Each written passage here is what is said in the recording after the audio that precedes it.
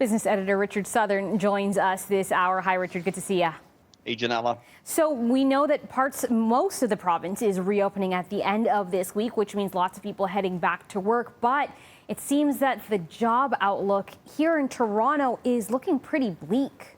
Yeah, certainly according to this new report from Manpower we got in today, Janella. We know a lot of people have already, unfortunately, lost their jobs over the past 3 months. This report says there may be more of that to come here in Toronto. Manpower finds 51% of Toronto employers will maintain their current staffing levels through the balance of the year, but 29% expect cutbacks. Only 4% of Toronto employers plan to hire this year. 16% aren't sure.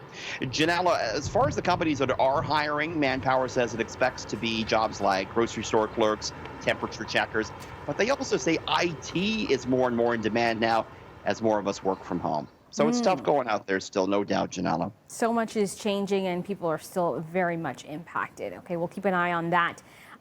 We're also getting some new insights into Ontario's cannabis market. I have to expect, we know we've been talking about alcohol consumption is up. What can you tell us?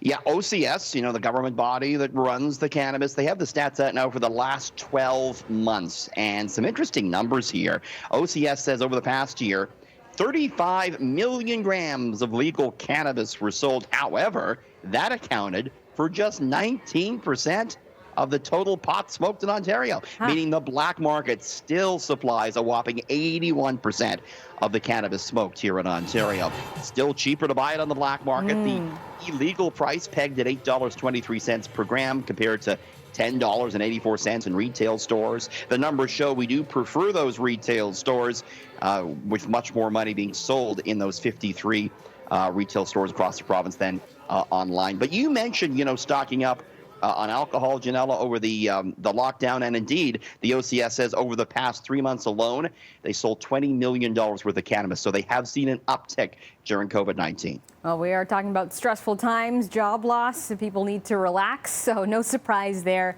that's what they are turning to. So moving on, restaurant patios are going to be able to reopen on Friday in much of Ontario, not here in the GTA just yet. But the big question is, are people actually going to go? And the answer is no. Most don't want to go, according to this new Angus Reid survey that I found quite interesting that came in today, Janelle. It found 52% of Canadians will steer clear of restaurants for the foreseeable future. Only 18% plan on taking a seat on one of those patios as soon as possible. When they do venture back, the majority say they expect to see more plexiglass. 78% expect to see staff wearing PPE.